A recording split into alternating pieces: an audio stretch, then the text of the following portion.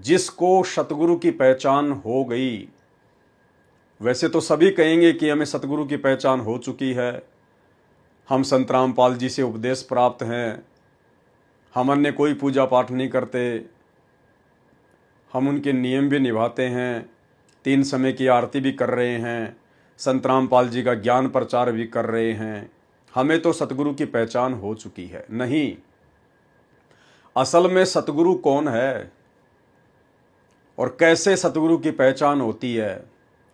असल में सतगुरु है कबीर परमात्मा, कबीर भगवान, सतगुरु जो सच्चा ज्ञान प्रदान करता है। 21 ब्रह्मांड में ज्योति निरंजन से लेकर यहाँ के शंकराचार्यों तक किसी के पास भी सच्चा ज्ञान नहीं है। यहाँ कोई भी जीव आत्मा सतगुरु कहलाने के योग्य नहीं है। इसलिए सच्चा ज्ञान देने के लिए सतगुरु की भूमिका खुद उस कबीर परमेश्वर को निभानी पड़ती है। वो परमेश्वर अपने सतलोक से शरीर, अपने तेज पुंज के शरीर को, जिसका नूर, जिसकी आभा एक रोमकूप में करोड़ सूर्य, करोड़ चंद्रमा, इनसे भी ज़्यादा प्रकाश, अपने ऐसे तेजोमय रूप को हल्का करके वो सतगुरु, वो कबीर भगवान इस धरती पर प्रकट होता है एक मनुष्य के बच्चे के रूप में। शरीर, दुनिया को लगता है माँ के गर्भ से आया है, माता से जन्म लिया है, लेकिन वो हम सब की चरम दृष्टि को धोखा देकर ऐसी लीला करता है। और फिर अपने विषय में बताया कि ना सतगुरु जननी जने जाके माना बाप, और पिंड भ्रमण से रहित है ना वहां तीनों ताप। जो सच्चा सतगुरु होगा वो कभी भी माँ के गर्भ से जन्म लेकर नहीं आता है, क्योंकि माँ के गर्भ से जन्म लेता है जीव, क्योंकि जीव के उस माता के साथ में कुछ ऋण संबंध होते हैं, जन्म जन्मांतरों के कुछ संस्कार होते हैं, जिनको पूरा करने के लिए एक लेवा एक देवा दूतम, कोई किसी का पिता निपुतम, अपने संस्कारों का निर्वाह करते हुए वो प्राणी माँ के गर्भ से जन्म लेकर बाहर आता है। लेकिन सतगुरु का यहाँ किसी के साथ कोई ऋण संबंध नहीं होता है, और ना सतगुरु के ऊपर किसी का कोई ऋण चढ़ता है। सतगुरु तो दुनिया के चढ़े हुए ऋणों को उतारने के लिए आता है अपनी सच्ची साधना देकर। तो जो भाई बहन ये कहते हैं कि हमें तो सतगुरु की पहचान हो चुकी है, उन्होंने सतगुरु की पहचान केवल इतनी सी मान रखी है कि हमने संत रामपाल जी से नाम उपदेश ले रखा है, बस। भाई और बहनों, यही सतगुरु की पहचान नहीं है। जिस दिन आपको सतगुरु की पहचान हो जाएगी कि सतगुरु तो खुद कबीर भगवान है, कबीर परमात्मा है, उनके अलावा तो सतगुरु बनकर कोई सच्चा ज्ञान दे नहीं सकता। उसके बाद आप संत रामपाल जी के जितने भी फॉलोवर हैं, जितने भी भगत हैं, आपके घरों से, आपके दरबार साहिब से, आपके गले के लॉकेट से नकली सतगुरु कहे जाने वाले उस दाढ़ी मूंछ वाले कबीर जी की काल्पनिक फोटो के लिए कहीं कोई जगह नहीं बचेगी। जिस दिन आपको असली सतगुरु की पहचान हो जाएगी कि असली सतगुरु तो मेरे गुरुदेव भगवान के रूप में बैठे हैं, ये हैं जिंदा कबीर, सच्चे सतगुरु, जिंदा सतगुरु, उसके बाद तो आपके घरों में कबीर जी की समझे जाने वाली दाढ़ी मूंछ वाली उस नकली बेजुबान कागज की मुर्दा फोटो के लिए कोई जगह बचेगी नहीं। क्योंकि परमात्मा कहते हैं एक कै साधे सब सदें, सब साधे सब जाए, और माली सींचे मूल को फले फूले अगाए। केवल एक मूल की पूजा करने से, एक मूल की सिंचाई करने से पूरा पेड़ परिपक्व होता है। लेकिन वर्तमान में संत रामपाल जी की 90% संगत की हालत यह है कि ना ही तो वो मूल की पूजा कर रहे और ना ही वो तने की पूजा कर रहे, वो केवल पेड़ के पत्तों के ऊपर पानी का छिड़काव कर रहे हैं। केवल सत्सेवक ही हैं, साध संगति से जुड़े हुए भगत भाई बहन ही हैं जिनके ऊपर सतगुरुदेव भगवान की छप्पर फाड़ मेहर हुई है। सत्सेवक भाई बहन अपने अपने घरों से कबीर जी की समझे जाने वाली उस नकली दाढ़ी मूंछ वाली फोटो को घर से बाहर कर चुके हैं। अपने दरबार से बाहर कर चुके हैं, अपने लॉकेट से बाहर कर चुके हैं। हम केवल अपने गुरुदेव भगवान की ही तस्वीर रखते हैं। हम केवल अपने गुरुदेव भगवान को ही भोग की आरती के साथ भोग लगाते हैं। हम केवल अपने गुरुदेव भगवान की ही महिमा करते हैं और अपने गुरुदेव भगवान के बताए गए पद चिन्हों पर ही चलते हैं। हम केवल अपने गुरुदेव भगवान का ही प्रकट दिवस मनाते हैं 8 सितंबर के दिन, ना कि बाकी संगत की तरह दोगला व्यवहार, दोगला आचरण करते हुए, दो नाव की सवारी करते हुए, ना कि जून के महीने में उस नकली दाढ़ी मूछ वाली कागज की कबीर जी की समझे जाने वाली फोटो को भगवान मानकर प्रकट दिवस नहीं मनाते। क्योंकि परमात्मा कहते हैं गुरु और गोविंद दो नहीं भाई, जब तक दो समझोगे दो जग में जाई। क्यों कहा परमात्मा ने? क्योंकि गोविंद यानी वो कबीर भगवान खुद ही सतगुरु की भूमिका करता है, गुरु की भूमिका करता है। इसलिए यदि आपने गुरु धारण कर लिया, सच्चा गुरु धारण कर लिया, उसके बाद आपने गोविंद की महिमा करने की आवश्यकता नहीं पड़ेगी। आपने गोविंद की मूर्ति को, उसकी बेजुबान मुर्दा फोटो को पूजने की आवश्यकता नहीं पड़ेगी। और यदि आप सच्चे सतगुरु को धारण करने के बाद भी उस गोविंद की फोटो को पूज रहे हैं, कबीर जी की समझे जाने वाली उस काल्पनिक नकली बनावटी फोटो को पूज रहे हैं, तो अभी तक आपको सतगुरु की पहचान नहीं हो पाई है। भाई और बहनों, भक्ति तो उसके बाद चलेगी जब हमें सतगुरु की पहचान हो जाएगी, हमें परमात्मा की पहचान हो जाएगी। संगत को केवल इतना ही पता है कि परमात्मा का नाम कबीर है, परमात्मा का नाम कबीर है। संगत ने केवल अभी तक जयकारा ही लगाना सीखा है। वेदों में प्रमाण है, कबीर देव भगवान है, लेकिन आज सतलोक आश्रमों में जाने वाली उस 90% संगत को ये नहीं पता कि वास्तव में वो जिस कबीर का जयकारा लगा रही है और कबीर जी की जो तस्वीर उन्होंने अपने दिलो दिमाग में बना रखी है दाढ़ी मूछ वाली, असल में वो कबीर वर्तमान में कहाँ है, वो कबीर वर्तमान में कौन है? क्योंकि उस कबीर के सह शरीर धरती पर आए बिना आप और हम लाख जन्म भी काल के बंधन से बाहर नहीं हो सकते। तो भाई और बहनों, इन सभी बातों की जानकारी करवाने के लिए, इन गूढ़ रहस्यों की जानकारी करवाने के लिए ही सतगुरु ने पिछले 30 वर्षों से आप और हमें दिन रात एक करके दुनिया से दुश्मनी मोल लेकर ये तत्व ज्ञान दिया है, दुनिया का सर्वश्रेष्ठ ज्ञान दिया है, ताकि मेरी आत्माएं, मेरे भगत इस ज्ञान को आधार बनाकर और सतगुरु रूप में मुझ कबीर की पहचान कर लें। लेकिन यहां भी संगत काल प्रेरणा से धोखा खा रही है। केवल चंद पुण्य आत्माएं, जिनको सत्सेवक कहा जाता है, जो साध संगति से जुड़े हुए हैं, केवल वही चंद पुण्य आत्माएं अपने गुरुदेव भगवान को असल में पहचान पाई हैं। तो भाई और बहनों, जिस दिन हमें सतगुरु की पहचान हो जाएगी, सतगुरु शब्द की परिभाषा से हम जिस दिन परिचित हो जाएंगे, गुरुदेव भगवान कहते हैं उसके बाद तो तुम्हारी भक्ति आगे शुरू होती है। अन्यथा सतगुरु की पहचान किए बिना तुम्हारी भक्ति शुरू भी नहीं है, चाहे तुम्हें कोई भी नाम क्यों ना प्राप्त हो गया हो। तो ये भक्ति वर्तमान में केवल साध संगति से जुड़े हुए भगत भाई बहनों की शुरू हुई है, और उसके बाद में मर्यादा, उसके बाद में नियम। भक्ति भले कम हो जाए, गुरुदेव कहते हैं भक्ति भले कम हो जाए, किसी दिन किसी विशेष परिस्थिति में अगर आप जी आरती ना कर पाओ, सुमरण मंत्र थोड़े कर पाओ तो चलेगा। यदि आपने जिस दिन मर्यादा तोड़ दी जरा सी भी, तो आपका सबसे बड़ा नुकसान हो जाएगा। आपका कनेक्शन परमात्मा से तुरंत कट आउट हो जाएगा। तो परमेश्वर ने भक्ति से ज्यादा महत्व मर्यादाओं को दिया है। और उदाहरण दिया है डॉक्टर का, कि डॉक्टर भी मरीज का ऑपरेशन कर देता है, इलाज कर देता है, और छुट्टी देते समय उसको सारे परहेज बताता है, उसको सारे नियम बताता है कि आपने खट्टा नहीं खाना या मीठा नहीं खाना या आपने चटपटा नहीं खाना।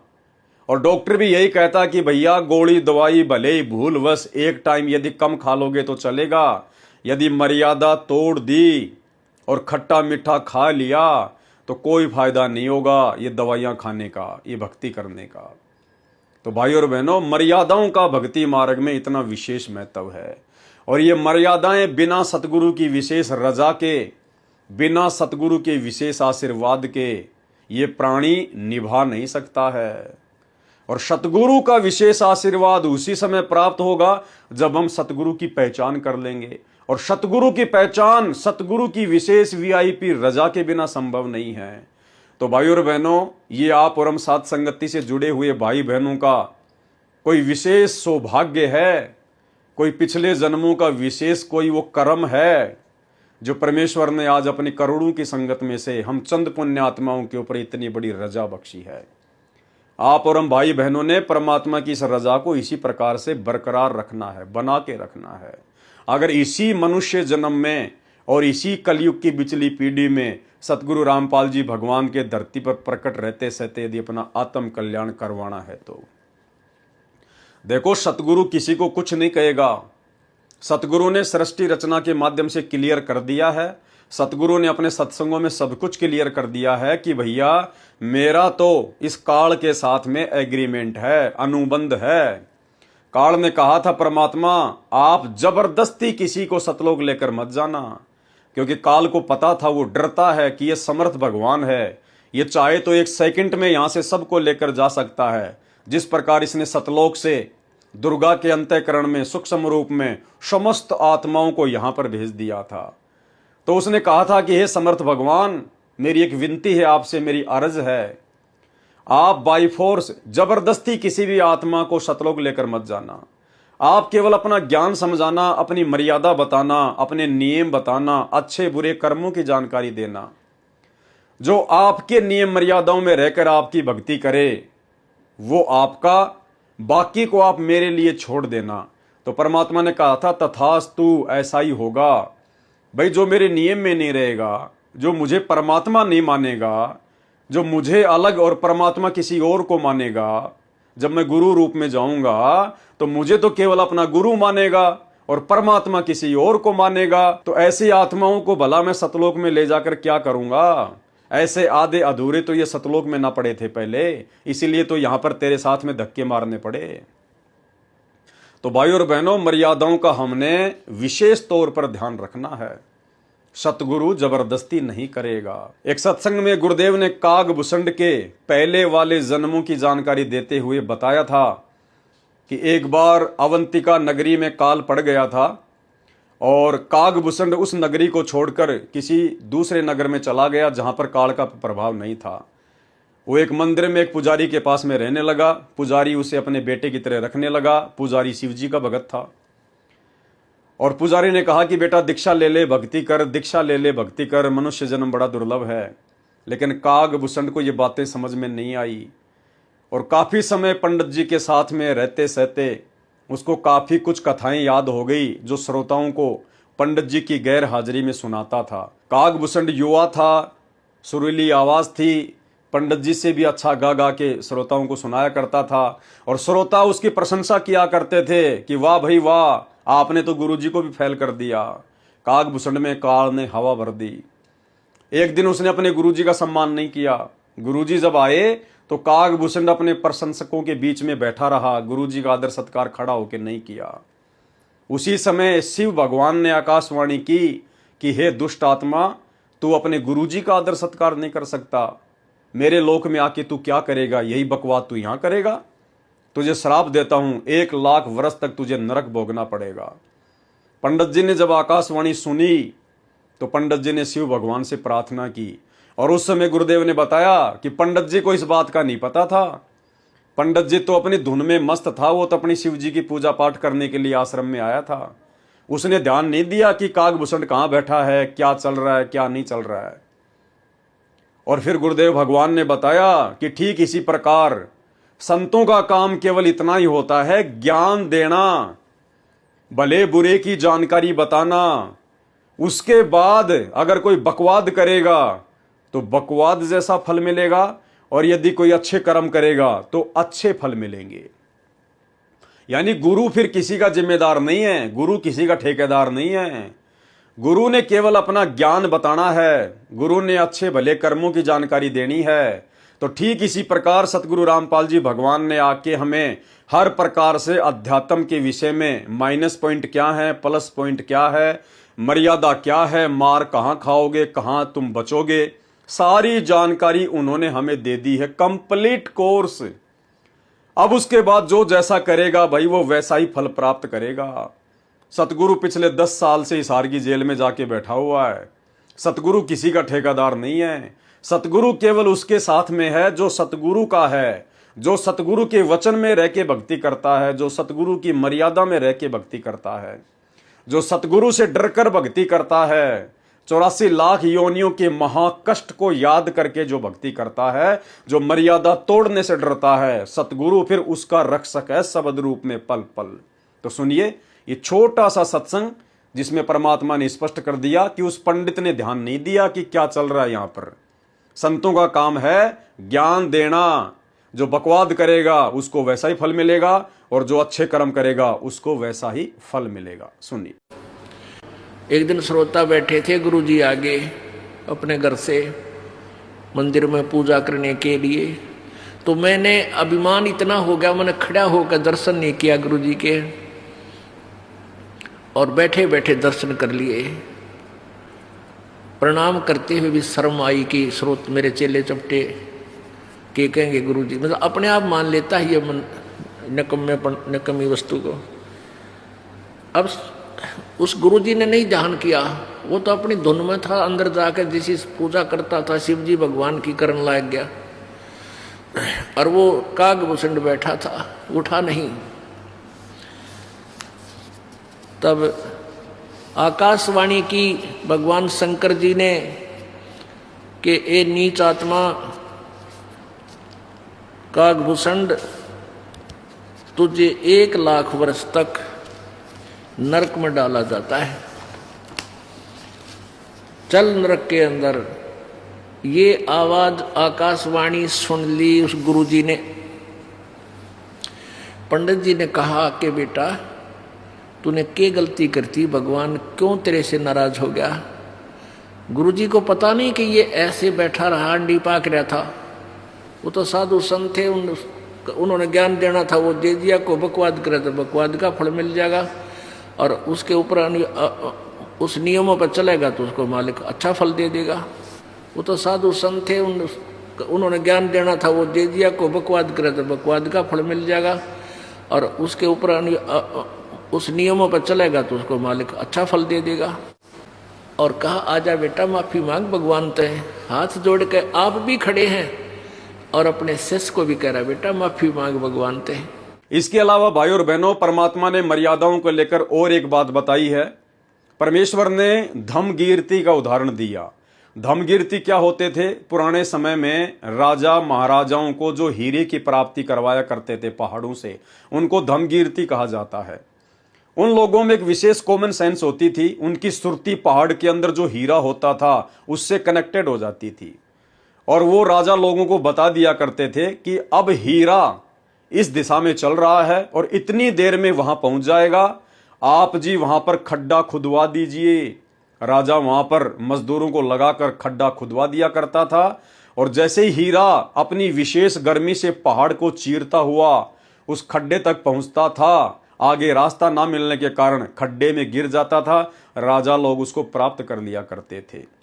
तो गुरुदेव भगवान ने बताया कि जैसे धम्मकीर्ति हीरे को जाने, न्यू सतगुरु मारे चोट निशाने। सतगुरु धम्मकीर्ति की तरह होता है। वो धम्मकीर्ति हीरे से अपनी सुरती को कनेक्ट कर लेता है, और संकेत ही संकेत में, इशारों इशारों में राजा को बताता रहता है कि इतनी स्पीड से आ रहा है, अब आप जी ये कीजिए, अब आप जी वहां पर गड्ढा खोदिएगा। ठीक इसी प्रकार सतगुरु भी केवल अपना ज्ञान देता है, सतगुरु मर्यादा बताता है, सतगुरु माइनस पॉइंट बताता है, सतगुरु प्लस पॉइंट बताता है। उसके बाद जो शिष्य उनके संकेतों को फॉलो करेगा, उनके नियमों को, मर्यादाओं को फॉलो करेगा और भक्ति करेगा, वही वो भक्ति रूपी हीरा प्राप्त करेगा। अन्यथा सतगुरु जबरदस्ती किसी का चोटा पकड़ के सतलोक नहीं ले जाएगा। सुनिए सत्संग। फिर आगे क्या बताते हैं, पूरे गुरु के बिना ये काम नहीं बनता। सुकच मीन सतगुरु हो आए, जिन ये भेदी भेद बताया। कर्म कुसंगति खारा नीरा, मोती खंड होत नग हीरा। बैरा गर्दम गिरती पावे, चलता हीरा तुरत लखावे। दम गिरती हीरे को जाने, न्यो सतगुरु लावे चोट निशाने। अब ये हीरा जो होता है ना, एक हीरा, ये पत्थर में बन जाता है, पत्थर में होता है, पहाड़ में। और इसकी इतनी ताकत होती है इसमें, ये कुछ ऐसी गर्मी पाकर के वहाँ पहाड़ की, और ये पत्थर को फोड़ता, उसके अंदर से चल चल चल करता हुआ चल पड़ता है, जिधर भी इसकी दिशा बन जाती है। तो पहले राजा लोगों के पास एक धमगिरती होते थे। धमगिरती वो क्या होती है, उनके अंदर एक ऐसी कॉमन सेंस होती है, ऐसी उनकी सुरती लगती थी, वो ध्यान से यानी अपनी ऐसी सुरती को पत्थर से पहाड़ पर तचा देते थे कि वो हर उस पत्थर की, उस हीरे की दिशा को बता देते थे कि ये इधर को चल रहा है। अब जैसे उनके पास बैठ जाते पहाड़ के, और उस आवाज से, अंदर हो रही आवाज बहुत गहरे, किसी को नहीं सुन रही वो बाहर, उसकी सुरती उससे कनेक्ट हो जाती, और वो फिर सुनता है ऐसे कान से लाकर कि वो इधर उसकी दिशा है, वो बता देता इधर आ रहा है, इस स्पीड से आ रहा है। तो आगे जाकर राजाओं से बता देते थे कि यहाँ एक खोद दो इसको गड्ढा, इस पहाड़ के बीच में या खुदाई करवा दो, ये वहाँ तक इस समय में पहुँच जाएगा। तो वहाँ जाकर के आगे उसको पत्थर को कटवा देते थे राजा लोग मजदूरों से फटाफट, और वो हीरा आता और उसके अंदर से आके, क्योंकि आगे रास्ता उसको मिलता नहीं, गड्ढे में खड़क दे ही निकल जाता, वो हीरा फिर राजा लोग प्राप्त कर लेते थे। तो क्या बताते हैं, बैरागर धम गिरती पावे, चलता ही तुरत लखावे। बैरागर इसको हीरे को बोलते हैं। और चल धम गिरती पावे, बैरागर धम गिरती पावे, चलता हीरा तुरत लखावे। अब कहाँ लाए हैं इस पॉइंट को, धम गिरती हीरे को जाने, नो सतगुरु लावे चोट निशाने। कि जैसे धम गिरती वो हीरे की परख करने वाला, कि किधर को जा रहा है, यहाँ चोट मार दो, यहाँ खाली कर दो, या काट दो इसको, यहाँ ये हीरा आएगा। कहते हैं धम गिरती हीरे को जाने, नो सतगुरु लावे चोट निशाने। ऐसे परम संत, पूर्ण संत इस मुक्ति रूपी हीरे को आपको प्राप्त कराने के लिए वो निशाने पर चोट मरवाता है। ऐसी साधना करो, ऐसी रहनी रहो, और ये सत्सार नाम इसकी ऐसी पूजा करो। तो भाई और बहनों, ये सारी बातें आप जियों को इसलिए बताई जा रही हैं क्योंकि आज का हमारा जो वीडियो है भक्ति और भगवान पुस्तक को लेकर, आज उसमें मर्यादाओं को लेकर जानकारी है। जो नियम गुरुदेव भगवान ने हमें दिए हैं, जो मर्यादाएं हमें फॉलो करने के लिए दी हैं, आज हमने उन मर्यादाओं को फिर से देखना है, पढ़ना है। गुरुदेव भगवान ने जो 21 नियम हमें दिए हैं प्रथम नाम दीक्षा के समय, लगभग अपनी प्रत्येक पुस्तकों में गुरुदेव भगवान ने उन नियमों का जिक्र किया है। और जिन नियमों को रोजाना नहीं तो कम से कम सप्ताह में एक बार तो हमने पढ़ना ही पढ़ना चाहिए। लेकिन विडंबना यह है कि किसी को तो 1 साल हो गई, किसी को 2 साल हो गई, किसी को 5 साल हो गई, और कोई तो ऐसे हैं जिन्होंने नाम दीक्षा लेने के बाद कभी उन नियमों को उठाकर भी नहीं देखा। जबकि नियम तो भक्ति की जड़ हैं, भक्ति के प्राण हैं। इनको यदि रोजाना हम ना देख सकें एक बार मोटा मोटा, तो कम से कम सप्ताह में तो हम भाई बहनों ने इन नियमों को एक बार जरूर रिपीट करना चाहिए, इनको पढ़ना चाहिए, ताकि यादें ताज़ा बनी रहे और हम गलतियां करने से बचें।